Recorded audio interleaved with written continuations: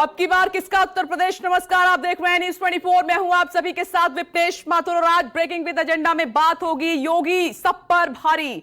और बड़ी खबर यह है कि दिल्ली में बीजेपी की राष्ट्रीय कार्यकारिणी की बैठक हुई।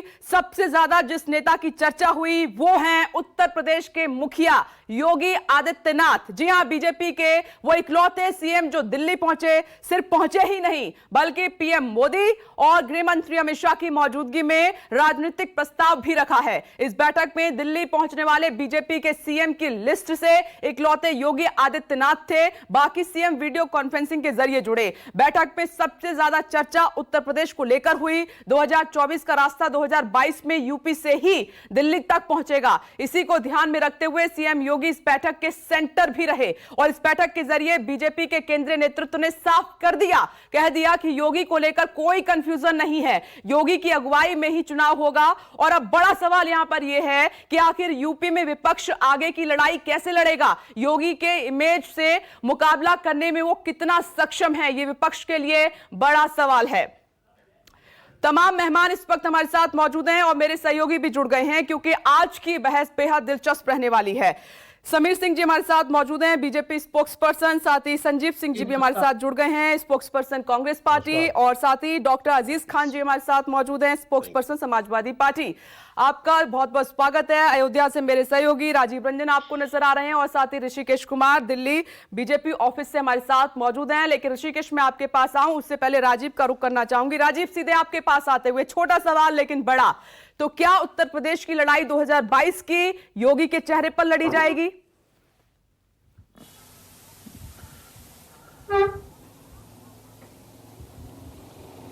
बिल्कुल विपनेश, इसका तो ऐलान भारतीय जनता पार्टी ने कर ही दिया। गृह मंत्री अमित शाह ने कर दिया है, चुनाव के प्रभारी धर्मेंद्र प्रधान ने कर दिया है कि 2022 का चुनाव भारतीय जनता पार्टी मुख्यमंत्री योगी आदित्यनाथ के चेहरे पर ही लड़ने जा रही है। दूसरी बात यह है कि अगर आप भारतीय जनता पार्टी जब भी केंद्र और राज्य में सरकार में रहती है, मतलब ये कि दिल्ली में भी अगर सरकार है, उत्तर प्रदेश में भी सरकार है, तो उत्तर प्रदेश के मुख्यमंत्री का कद हमेशा तीसरे नंबर का होता है। अगर आप पुराने जमाने का देखिए तो अटल बिहारी वाजपेयी, लाल कृष्ण आडवाणी के बाद कल्याण सिंह जब उत्तर प्रदेश के मुख्यमंत्री थे तो उनका दबदबा भी तीसरे नंबर का था। मुझे याद है उन दिनों जब कल्याण सिंह कभी कभी भारतीय जनता पार्टी के केंद्रीय कार्यालय में आते थे तो फूलों के जो गमले हैं और सफाई जिस तरीके से होने लगती थी, पता चलता था कि लगता है आडवाणी जी अटल जी आने वाले हैं। लेकिन कई बार ऐसा होता था कि कल्याण सिंह तब उस समय पार्टी के कार्यालय में आया करते थे।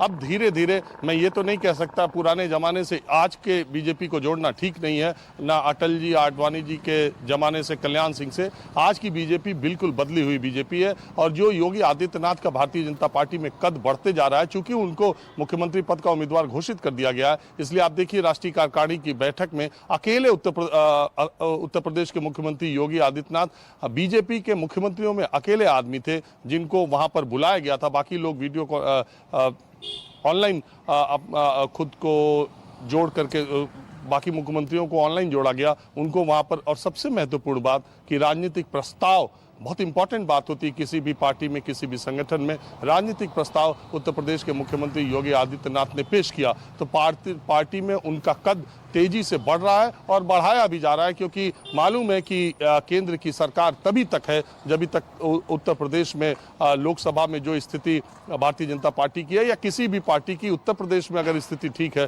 तो केंद्र की सरकार उसकी ठीक रहती है, मजबूत रहती है। तो अब जबकि ये फैसला हो गया है कि योगी आदित्यनाथ ही उत्तर प्रदेश के सीएम होंगे, तो उनके कद को पार्टी के भीतर भी बढ़ाया जा रहा है और उनका कद खुद से भी बढ़ता जा रहा है और वो तीसरे पायदान तो पहुंच ही गए। कुछ लोग ये कहते हैं कि अब अगर अगली जीत मिली तो वो दूसरे तक भी न पहुंच जाए। जी राजीव, लौट रही हूँ आपके पास, बने रहिए। ऋषिकेश, मैं चाह रही हूँ कि कल जो बीजेपी की कार्यकारिणी की बैठक हुई उसमें और क्या कुछ रहा है, आप बताएं दर्शकों को।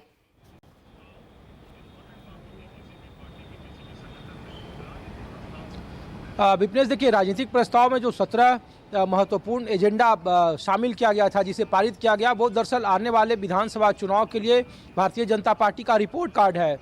देखिए पहले ये राष्ट्रीय कार्य समिति लखनऊ में होनी थी, क्योंकि आमतौर पर ऐसी परंपरा रही है कि जहां पे विधानसभा के चुनाव होने होते हैं वहां के ही राज्यों में ये इस तरीके की कार्य समिति का आयोजन किया जाता है। लेकिन बावजूद इसके मुख्यमंत्री योगी आदित्यनाथ को दिल्ली बुलाया गया, उनसे राजनीतिक प्रस्ताव पेश करवाया गया और सबसे ज़्यादा चर्चा उनके मजबूत प्रशासन शासन की छवि को लेकर रही, क्योंकि केंद्र का भी मानना है कि जो 17 जो एजेंडा, जो रिपोर्ट कार्ड पेश किए गए, जिसमें बहुत सारे हैं, टीकाकरण हो या फिर किसान निधि सम्मान योजना हो या फिर कोरोना काल के दरमियान राज्य सरकारों की जितनी सराहनीय कार्य किए गए, उसमें योगी आदित्यनाथ की महत्वपूर्ण भूमिका हो, आने वाले वक्त की रूपरेखा हो, सेवा और संगठन का एक जो खाका खींचा गया था, उस सब में योगी आदित्यनाथ का नंबर सबसे ज़्यादा बीजेपी शासित राज्यों के मुख्यमंत्रियों के मुकाबले सबसे ज़्यादा नंबर उनको आता है। और जो अटकलें थी, गृह मंत्री ने उन अटकलों को पहले ही खत्म कर दिया था कि इनके ही नेतृत्व में चुनाव लड़ा जाएगा, योगी आदित्यनाथ ही अगले मुख्यमंत्री पद के उम्मीदवार होंगे, दावेदार होंगे और उन्हीं के चेहरे पर चुनाव लड़ा जाएगा। लेकिन राष्ट्रीय कार्य समिति में ये बात भी तय हो गई कि प्रधानमंत्री की अगुवाई और योगी आदित्यनाथ के चेहरे पर चुनाव लड़ा जाएगा और उन चुनाव के मुद्दे केंद्र की ओर से चलाए जाने वाले अधिकांश योजनाएं होंगी। इसीलिए वैक्सीनेशन की बात करें या फिर विदेश नीति में प्रथम राष्ट्र की बात करें या फिर अन्य जितने भी योजना है, किसान निधि योजना है, बीते 7 सालों का रिकॉर्ड दिया गया कि 70 सालों के मुकाबले 7 साल में सबसे ज़्यादा केंद्र की योजनाएं चलाई गई है। तो ये बिल्कुल स्पष्ट है, कार्य समिति से ये संदेश दिया गया पूरे देश को कि आने वाले वक्त में उत्तर प्रदेश में खास करके सबसे बड़ा राज्य है और वो बीजेपी के एजेंडे में सबसे बड़ा है। 5 राज्यों के जो विधानसभा चुनाव होने हैं, 4 राज्यों में बीजेपी शासित राज्य हैं और इसीलिए योगी आदित्यनाथ को प्रमोट किया गया, उनसे राजनीतिक प्रस्ताव पेश कराया गया और आने वाले वक्त में उत्तर प्रदेश के विधानसभा चुनाव में चेहरा प्रधानमंत्री मोदी और योगी होंगे और उसका रिपोर्ट कार्ड कल पेश किया गया जो 17 एजेंडे दाखिल किए गए थे भारतीय जनता पार्टी की तरफ से। आइए चर्चा की शुरुआत कर लेते हैं और समीर जी, पहला सवाल आपसे कि 2022 की लड़ाई अब अलग है, तो चेहरा सीएम होंगे, पीएम नहीं इस बार? नहीं, देखिए विपिनेश जी, भारतीय जनता पार्टी के आदरणीय मोदी जी शीर्ष नेतृत्व और शीर्ष नेता हैं। कल आपने देखा है पूरी दुनिया के अंदर आज मोदी जी इनको स्वीकार किया गया और मोदी जी के नेतृत्व में दुनिया की सबसे बड़ी ताकत के रूप में भारत उभरा है। आदरणीय योगी जी उत्तर प्रदेश के मुख्यमंत्री हैं और 2017 में भारतीय जनता पार्टी की सरकार बनी थी, योगी जी मुख्यमंत्री बने थे और 17 से लेके आज तक जो उत्तर प्रदेश का विकास हुआ है मोदी जी के मार्गदर्शन में, योगी जी सदैव कहते रहे हैं इसको, चाहे वो कृषि के क्षेत्र में रहा हो, चाहे सुरक्षा के क्षेत्र में रहा हो, लाइन ऑर्डर के क्षेत्र में रहा, स्वास्थ्य के क्षेत्र में रहा हो। 44 भारत सरकार की योजनाओं में आज उत्तर प्रदेश प्रथम स्थान पर है। चाहे सर्वाधिक शौचालय बनाने का रहा उत्तर प्रदेश में, गरीबों को घर देने का रहा हो। पहली कैबिनेट की बैठक में योगी जी ने 36,000 करोड़ रुपए का कर्ज माफ किया था किसानों का और उत्तर प्रदेश एक ऐसा प्रदेश है देश का जिसने 1,44,00,000 रुपए गन्ना मूल्य भुगतान किया और पिछली सरकारों ने जिन शुगर मिलों को बंद कर दिया था, 22 शुगर मिलें बसपा की सरकार में बेची गई थी और 13 शुगर मिलें समाजवादी पार्टी की सरकार में बंद की गई थी। लेकिन योगी आदित्यनाथ जी ने सरकार में आते ही उत्तर प्रदेश की 1 दर्जन शुगर मिलों को शुरू किया और क्षमता बढ़ाया। मैं बड़े विश्वास के साथ कहता हूं, रामाला शुगर मिल चौधरी चरण सिंह के जन्मभूमि की शुगर मिल है विपिनेश जी, 500 करोड़ रुपया देके योगी जी ने उसकी क्षमता बढ़ाई। पिपराइच की शुगर मिल उन्होंने चलाई, नई शुगर मिल मुंडेरवा में चलाई, मोइनुद्दीनपुर में चलाई। 30 सालों से रामाला की क्षमता बढ़ाने की मांग की जा रही थी, किसी भी सरकार ने नहीं चलाई। चौधरी अजीत सिंह जी अब नहीं हमारे बीच में, जयंत चौधरी जी हैं, उनकी पार्टी समाजवादी पार्टी के साथ समझौता कर रही है, लड़ रही है, पहले भी रही है, लेकिन समाजवादी पार्टी और बसपा ने कभी शुगर मिल की क्षमता नहीं बढ़ाई। आदरणीय योगी जी ने उत्तर प्रदेश के अंदर कानून का राज स्थापित किया। आज उत्तर प्रदेश के गुंडा और माफिया या तो जेल के अंदर है, नहीं तो उत्तर प्रदेश के बाहर है, नहीं तो उनका स्थान ऊपर है। योगी जी ने कहा था कि हम कानून का राज स्थापित करेंगे। मैं बड़े विश्वास के साथ कहता हूं कि जिस प्रकार से उत्तर प्रदेश में योगी जी ने कार्य संस्कृति में परिवर्तन लाया, सपा आती थी, ट्रांसफर उद्योग शुरू हो जाता था, चिन्हित की हुई ब्यूरोक्रेसी को जातियों में बांटने का काम किया था सपा बसपा की सरकारों ने। योगी जी ने उस कल्चर को खत्म किया। उत्तर प्रदेश के अंदर योगी जी ने ब्यूरोक्रेसी को यह बताया कि आप परफॉर्मेंस के आधार पर आपकी नियुक्ति होगी, जाति धर्म और संप्रदाय के आधार पर नहीं होगी। आज देखिए उत्तर प्रदेश के अंदर जो पिछली सरकारों में ट्रांसफर उद्योग था उसको खत्म करके उत्तर प्रदेश के अंदर अस्थायित्व का भाव आया। आज ब्यूरोक्रेसी जाति से बाहर निकल गई है। आज उत्तर प्रदेश की जनता माननीय मोदी जी के सबका साथ सबका विकास सबके विकास के नारे के साथ आगे बढ़ रहा है। आज उत्तर प्रदेश में 5-5 एक्सप्रेसवे बनाए जा रहे हैं। ठीक है, मैं लौट रही हूँ आपके पास समीर जी। लगता है फिर इसीलिए ये प्रयोग के तौर पर होगा, क्योंकि जब पीएम के नाम पर चुनाव लड़ा गया तो सब कुछ आसान था, बहुत आसानी से बीजेपी ने इलेक्शन जीत लिया। अगला सवाल मैं करूंगी, आपसे लौटूंगी, लेकिन अब डॉक्टर अजीज खान जी, मैं ये सीधा सवाल आपसे करती हूँ कि समाजवादी पार्टी के पास योगी आदित्यनाथ का क्या जवाब है, क्या ऑप्शन है? देखिए विपिन जी, 2-3 सवालों का जवाब देना जरूरी है। अभी राजीव भाई कह रहे थे कि तीसरे नंबर पर योगी जी चल रहे हैं, अभी दूसरे पे आ जाएंगे और फिर मुझे लग रहा पहले पे भी आ जाएंगे। वो पहले की तलाश में और पहले की लड़ाई में हैं भी, पहली पोजीशन। एक बात बीजेपी ने ये माना, अभी दूसरे सहयोगी कह रहे थे कि साहब और सीएम नहीं आए, योगी जी को बुलाया गया, क्योंकि बाकी सीएम की स्थिति मुझे लग रहा बीजेपी इस बात को महसूस कर रही कि और जो इनके सीएम है दूसरे प्रदेशों में सक्षम नहीं है, योगी जी सक्षम है। और नो डाउट कि इसमें मोदी जी और बाकी लोग तारीफ कर रहे हैं, तो मुझे लग रहा बेहतर होगा, क्योंकि आपस के लोग अपने घर के लोग ही तारीफ कर रहे हैं। यहां पर अभी 2 बातें हैं। समीर सांग ने जो जिक्र किया कानून व्यवस्था की, वाकई में उत्तर प्रदेश की कानून व्यवस्था बहुत ही चुस्त दुरुस्त है। यहां निहत्थे किसानों को कुचला जा रहा है, ये बात समझिए। गोरखपुर में मुख्यमंत्री जी के गृह जनपद में उनके नाक के नीचे जिस तरह वसूली को लेकर के एक व्यापारी की हत्या हो रही है, कानून व्यवस्था वाकई में चुस्त दुरुस्त है। हाथरस में रात के अंधेरे में एक बेटी को जलाया जाता है मामले को छिपाने के लिए, तब इसमें कोई दो राय नहीं, कानून व्यवस्था बहुत बेहतर है। आप सिलेंडर देखिए, आप सिलेंडर जो कमर्शियल सिलेंडर है 800-900 रुपए का था, 2000 पार कर गया। आप ढाबे पे खाना नहीं खा सकते। राजीव भाई तो लगातार प्रोग्राम कर रहे पूरे प्रदेश में, तब खाना खाना हो तो कैसे खाएंगे, बहुत महंगा हो गया खाना। एक बात जानिए आप, जो घरेलू अगर सिलेंडर है उनकी क्या स्थिति है, अभी डीजल पेट्रोल की क्या स्थिति है, कैसे लॉलीपॉप दिया गया वो सब जान रहे हैं, उसमें कुछ मुझे बताने की डॉक्टर अजीज खान, राजीव रंजन माहौल क्या है में पूरी हकीकत दिखा रहे हैं। उत्तर प्रदेश क्या स्थिति है, कहाँ अच्छा है कहाँ बुरा है, वो हर तस्वीर आप देख पाएंगे अगर आप माहौल क्या है ध्यान से देखते हैं। मैं राजीव जी का बहुत फैन हूं, वो जमीनी हकीकत दिखाते हैं, इसलिए उनको मैं कोट कर रहा हूं, उनका मैं बड़ा फैन हूं। उन्होंने सपा सरकार की भी हकीकत दिखाई है, बीजेपी सरकार की भी हकीकत दिखाई है, बीएसपी सरकार की भी हकीकत दिखाई है, कुछ छिपा नहीं है। विपिनेश जी दिखाया है और दिखाना भी चाहिए। भाई मौका दे मुझे मैडम। अभी कल जिस तरीके से कोरोना पे मोदी जी ने मंत्र दिया, योगी जी ने तारीफ की, वाकई में बहुत तारीफ की बात रही। आप उत्तर प्रदेश छोड़ करके मुख्यमंत्री महोदय भाग गए। मोदी जी एक बार अपने संसदीय क्षेत्र में नहीं आए, 17 बार दौरा पश्चिम बंगाल का किया, लेकिन एक बार उत्तर प्रदेश का हाल नहीं लिया। यहाँ जो लाशें थी उसको ढका जा रहा था कि लाशें जो जल रही है वो देख ना पाए लोग। यहाँ लोग दफनाने की स्थिति ये थी कि ये समीर जी ने सुन लिया और आप कई बार इसको बात भी कर चुके हैं। मेरा सवाल ये था डॉक्टर अजीज खान कि उत्तर प्रदेश में 22 के लिए क्या ऑप्शन है समाजवादी पार्टी के पास, सामने है योगी अब खुलकर। देखिए विपिनेश जी, बिल्कुल पिक्चर क्लियर हो चुका है। उत्तर प्रदेश में बीजेपी को यहां की जनता ने नकार दिया, क्योंकि जो इन्होंने वायदा किया था उस पर धोखा दिया जनता को। आज जनता बहुत ठगी महसूस कर रही है अपने आप को, बेरोजगारी बढ़ गई, महंगाई बढ़ गई, कानून व्यवस्था की स्थिति बहुत खराब है। जो जो इन्होंने वायदे किए थे संकल्प पत्र, झूठा पत्र में, वो आज पूरा नहीं कर पाए। आखिर ये किस प्लेटफॉर्म पे सही है, हमेशा सिर्फ डॉक्टर अजीज खान, मुझे लगा कि आप सीधे मेरे सवाल का जवाब देंगे कि सामने है अखिलेश यादव, एक बार भी आपने नाम नहीं लिया। मैं लौट रही हूं, मुझे लगा सीधे छूटते ही आप यही कहेंगे। आ रही हूं मैं आपके पास, चर्चा को आगे बढ़ाएंगे, लेकिन अब मैं सीधे आपका रुख कर रही हूं। संजीव सिंह जी, कांग्रेस की क्या रणनीति है? सामने बीजेपी खड़ी है मजबूती के साथ और योगी को प्रोजेक्ट कर दिया है।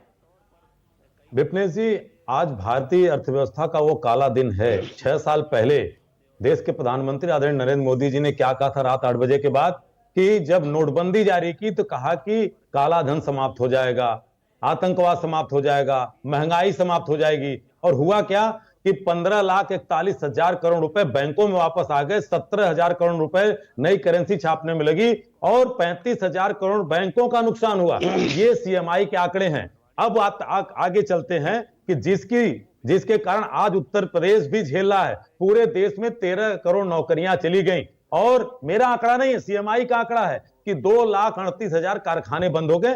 ये नोटबंदी जिसमें प्रधानमंत्री जी घाड़ करके कह रहे थे, विपिनेश जी आपने भी सुना होगा कि 50 दिन बाद भाई बहनों बुलाओगे तो आपके भी चौराहे पे आ जाऊंगा। आज 2200 दिन हो गए, उसका जवाब नहीं है। नोटबंदी की मार से आज झेल रहे हैं। उत्तर प्रदेश की बात करते हैं, राज्य कर्मचारियों के कोरोना काल में मार्च 2020 से लेकर के और जुलाई 2021 तक उनके जो है डीए फ्रीज कर दिए गए। आज उनके एरियर नहीं दिए जा रहे हैं। अगर हम क्लास 4 के एम्प्लॉय से लेकर के क्लास 1 तक की बात करूं तो 75,000 रुपए मिनिमम से लेकर के 2 लाख रुपए तक इनका एरियर रोक दिया गया। ये उत्तर प्रदेश के 24 लाख कर्मचारियों की बात है। किसानों की चर्चा करूं, समीर जी भी बड़ी चर्चा कर रहे थे, कहा था मोदी जी ने कि डबल इंजन की सरकार बनाइए, 14 दिन में किसानों का 14,000 करोड़ रुपया भुगतान कर देंगे।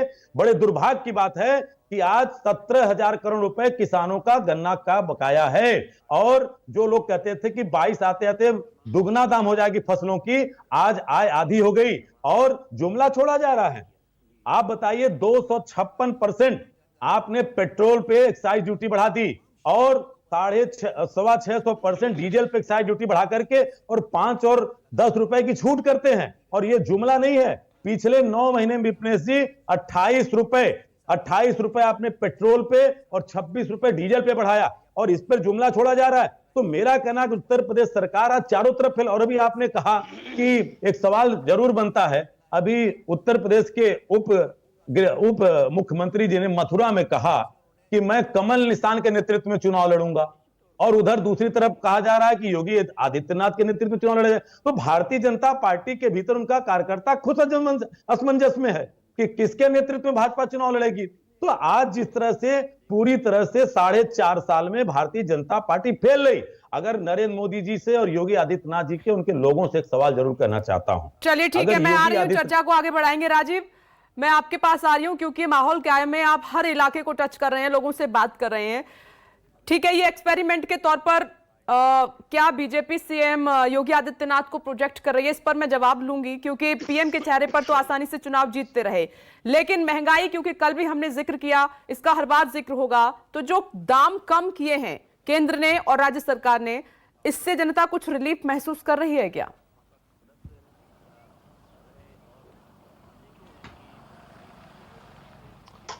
देखिए विपनेश, जो विरोधी दल के लोग हैं वो आंकड़ों की बात करते हैं, सत्ता पक्ष आंकड़ों की बात करता है, लेकिन मैं जब देखता हूं जमीन पर, जमीनी हकीकत यह है कि लोगों को, देश के लोगों को अर्थव्यवस्था के आंकड़े, नौकरी बेरोजगार के आंकड़े बहुत ज़्यादा समझ में आते नहीं हैं।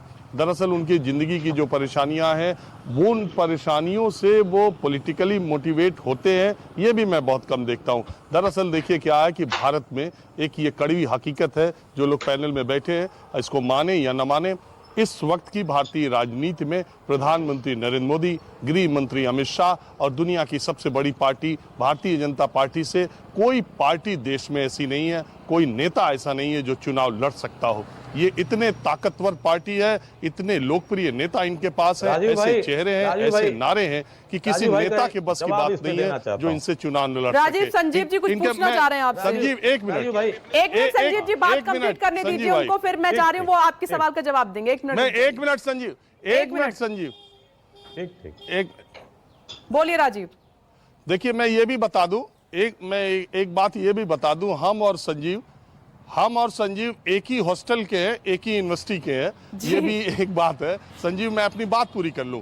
मैं ये कहता हूं कि भारतीय जनता पार्टी, उनके पास युद्ध लड़ने के, यानी चुनाव लड़ने के सारे हथियार हैं। उनके पास तीर भी है, पिस्तौल भी है, बंदूक भी है, गोला भी है, तोप भी है, एटम बम भी है, वो सारे हथियार चलाते हैं। लेकिन जब जनता चुनाव लड़ती है तो ये सारे हथियार फेल हो जाते हैं। पश्चिम बंगाल के चुनाव में आपने देखा, जनता ने वहां नकार दिया, क्या हाल हुआ बीजेपी का। आपने दिल्ली में देखा, प्रधानमंत्री नरेंद्र मोदी के नाक के नीचे गृह मंत्री अमित शाह के तमाम पन्ना प्रमुख बनाने के बावजूद, जिस बार सबसे ज्यादा सक्रियता शाहीन बाग का मुद्दा उठाने के बावजूद 90% सीटें अरविंद केजरीवाल जीत करके ले गए, उसी दिल्ली में जहां सारे केंद्रीय मंत्री, सारे राज्यों के मंत्री लगाए गए थे। 2500 नेता दिल्ली की 70 किलोमीटर की चौहद में बुलाए गए थे। इसके बावजूद भारतीय जनता पार्टी वहां चुनाव नहीं लड़ सकी। मैं बार बार ये कह रहा हूं कि जनता के मुद्दों पर अगर तो उत्तर प्रदेश में सामने सीएम योगी आदित्यनाथ हैं। सवाल यह है कि विपक्ष पर इसका तोड़ क्या है, ऑप्शन क्या है। चर्चा लगातार जारी है। समीर जी, मैं चाहूंगी कि आप समाजवादी पार्टी और कांग्रेस दोनों के सवालों का जवाब दें। आपने ध्यान से दोनों मेहमानों को सुना और मेरा सवाल यह है कि क्या ये एक्सपेरिमेंट है सीएम योगी को प्रोजेक्ट करना, क्योंकि अब तक आप पीएम के चेहरे पर चुनाव लड़ते रहे, आसानी से जीतते रहे। आ रही हूं, एक मिनट, एक बार फिर से वो तस्वीरें। बीजेपी के वरिष्ठ नेता लाल कृष्ण आडवाणी का जन्मदिन 94 और ये देखिए केक कट किया जा रहा है। उपराष्ट्रपति वेंकैया नायडू और प्रधानमंत्री नरेंद्र मोदी, पूरी बीजेपी इस वक्त लाल कृष्ण आडवाणी जी के साथ है और उनका परिवार, और ये केक कट हो रहा है। और खुद उपराष्ट्रपति वेंकैया नायडू साथ देते हुए, और ये बेहद खूबसूरत तस्वीर जन्मदिन की, और वहां पर जन्मदिन सेलिब्रेट किया जा रहा है। केक, साथ में प्रधानमंत्री नरेंद्र मोदी, उपराष्ट्रपति वेंकैया नायडू, गृह मंत्री, रक्षा मंत्री और बीजेपी के राष्ट्रीय अध्यक्ष और उनका परिवार। उनके घर से ये तस्वीरें, जन्मदिन की बधाई दी, साथ में केक भी आया और अब केक सेरेमनी, केक काटा जा रहा है।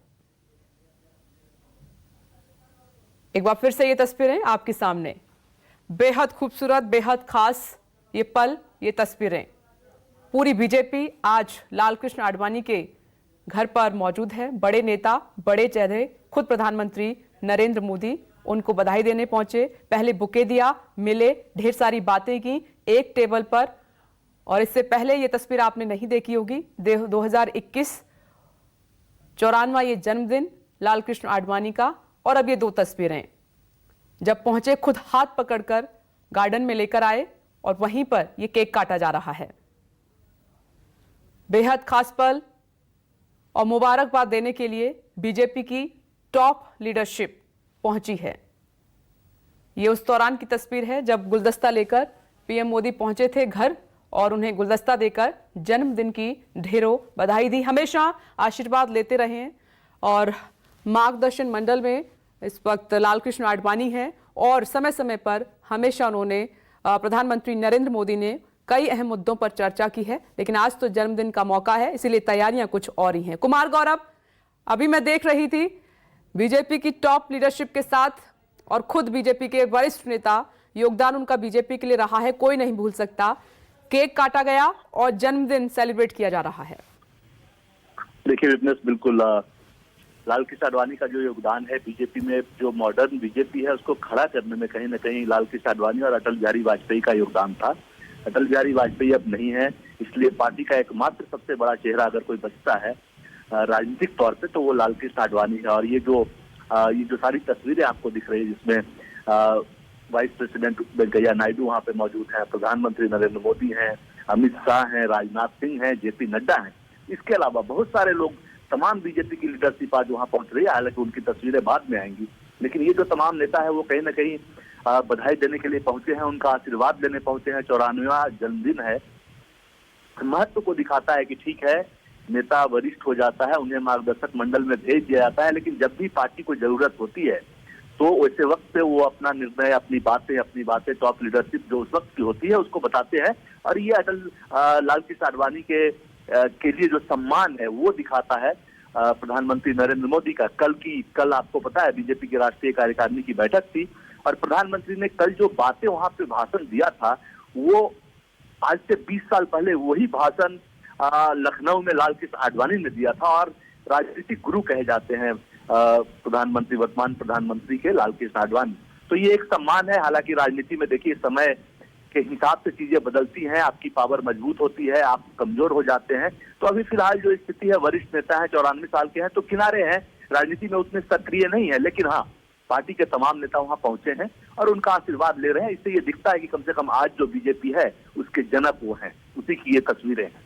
तो 94 साल के हो गए हैं लाल कृष्ण आडवाणी। प्रधानमंत्री नरेंद्र मोदी सहित पार्टी के वरिष्ठ नेता उनके साथ मौजूद हैं। बुके दिया, मिले, मुलाकात की और केक भी काटा गया है। ढेर सारी बातें एक टेबल पर बैठकर की हैं। और आज गौरव, चाहे विपक्षी पार्टियां कुछ भी कहती रही हों, लेकिन लाल कृष्ण आडवाणी की आज भी अहमियत क्या है पार्टी के लिए, नेताओं के लिए, उसको कभी पीएम ने कम नहीं होने दिया।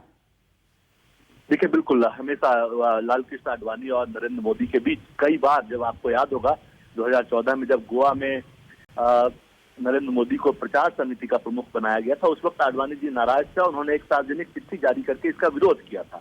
लेकिन हाँ, ये भी बात है कि 2001 में जब गुजरात में मुख्यमंत्री बने थे नरेंद्र मोदी और उसके बाद जो दंगे हुए थे उसमें ये भी बताया गया था कि अटल बिहारी वाजपेयी नाराज थे और उनको मुख्यमंत्री के तौर पे हटाना चाहते थे उसकी कुर्सी से, लेकिन उस वक्त लाल कृष्ण आडवाणी अड़े थे कि नहीं, नरेंद्र मोदी ही मुख्यमंत्री बने रहेंगे।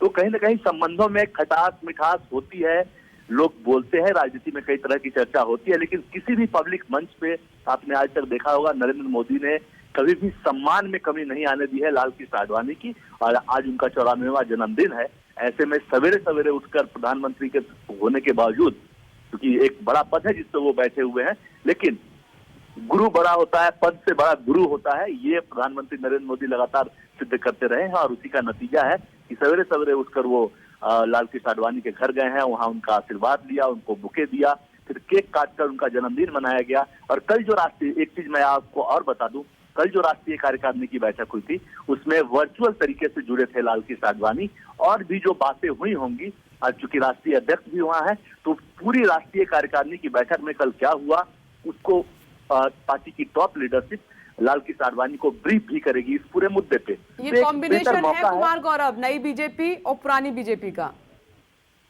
बिल्कुल बिल्कुल बिल्कुल आप सही करें विपनेश, चूंकि पार्टी को आज अगर पार्टी सत्ता में है, एंजॉय कर रही है, राजनीति के शिखर पे है, तो आखिर उस पार्टी को बनाने वाला लाल कृष्ण आडवाणी और अटल बिहारी वाजपेयी की जोड़ी है। अटल जी अब नहीं रहे, लेकिन लाल कृष्ण आडवाणी है। ऐसे में पार्टी भले ही राजनीति में जब वक्त के साथ चीजें बदलती है, एक उम्र का भी एक पड़ाव आता है, उसके बाद आपको सत्ता से थोड़ा जो सक्रिय राजनीति होती है उससे दूर होना पड़ता है। जैसे लाल कृष्ण आडवाणी को अपनी कुर्सी छोड़नी पड़ी, अब अमित शाह गांधीनगर से सांसद है, तो कई बार इस तरह की चीजें आती है। लेकिन राजनीति में कोई भी चीज परमानेंट नहीं होता, ये सभी राजनेता समझते हैं। और एक ये है, आज की भी जो सत्ता है, आज जो बीजेपी में है, लोग टॉप पे हैं, उनको भी पता है कि पार्टी को खड़ा जिसने किया है उसी की वजह से आज हम यहाँ है, और उसी के प्रति ये सम्मान है जो प्रधानमंत्री और तमाम टॉप लीडर लाल कृष्ण आडवाणी के घर पे बैठे हैं, जो कि सक्रिय राजनीति से लगभग 10 सालों से। कुमार गौरव, देखिए बदलाव जीवन का हिस्सा है, लेकिन इंसान की अहमियत क्या है इसको कभी नहीं भूलना चाहिए। कुमार गौरव, बहुत बहुत शुक्रिया। देखिए टॉप लीडरशिप वहां पर मौजूद है इस वक्त, पूरी बीजेपी आप इसको कह सकते हैं। बधाई दी, केक कटवाया, ढेर सारी बातें इस वक्त हो रही हैं। लाल कृष्ण आडवाणी जी का जन्मदिन है और इस मौके पर यह खास तस्वीर हमने आपको दिखाई। नमस्कार, मैं हूं मानक गुप्ता। अगर आपको हमारा ये वीडियो पसंद आया हो तो इसे लाइक और शेयर जरूर करें, और हां, हमें सब्सक्राइब और फॉलो करना ना भूलें ताकि आप देश और दुनिया की कोई खबर मिस ना करें। तो जुड़े रहिए हमारे साथ और देखते रहिए News 24।